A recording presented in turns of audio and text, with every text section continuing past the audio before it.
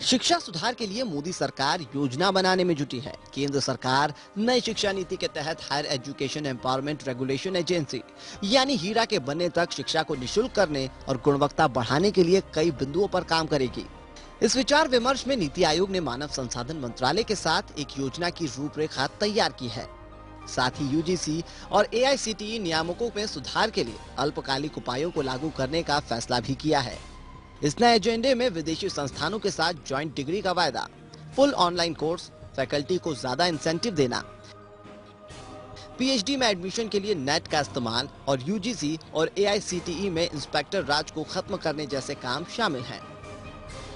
भारत के राष्ट्रीय मूल्यांक और राष्ट्रीय प्रत्यायन बोर्ड में राष्ट्रीय और अंतर्राष्ट्रीय प्रत्यायन एजेंसियों को शामिल करने को लेकर भी सहमति जताई गई है। अन्य एजेंसियां यूजीसी के नियमानुसार ही चलाई जाएंगी। साथ ही मान्यता देने के लिए उच्च मानकों और पारदर्शी तरीकों से काम करने के बाद रिपोर्ट्स ऑनलाइन की जाएंगी। 5 साल में हर संस्थान का मूल्यांकन किया जाएगा और उसकी स्वायत्तता मूल्यांकन में मिली रैंकिंग के आधार पर ही तय की जाएगी। मूल्यांकन में उच्च श्रेणी पाने वाले संस्थानों को निम्न स्तर के संस्थानों की अपेक्षा बेहतर शिक्षा सुविधा, प्रशासन और आर्थिक स्वायत्ताएं दी जाएंगी। इस संबंध में यूजीसी पहले ही नियम संबंधी ड्राफ्ट लेकर आया है। वैश्विक प्रतिष्ठा वाले फैकल्टी को आकर्षित करने के उद्देश्य के तहत और प्रोफेसर्स को अतिरिक्त मुआवजा और इंसेंटिव दिए जाएंगे।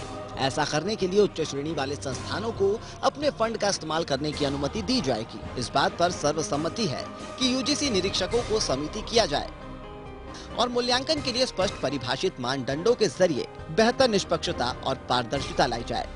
फिलहाल यूजीसी किसी भी ऑनलाइन प्रोग्राम को मान्यता नहीं देता है। अब ये सहमति जताई गई है कि शीर्ष संस्थानों को पूरी तरह ऑनलाइन प्रोग्राम चलाने की मंजूरी दी जाए। Bureau report, APN.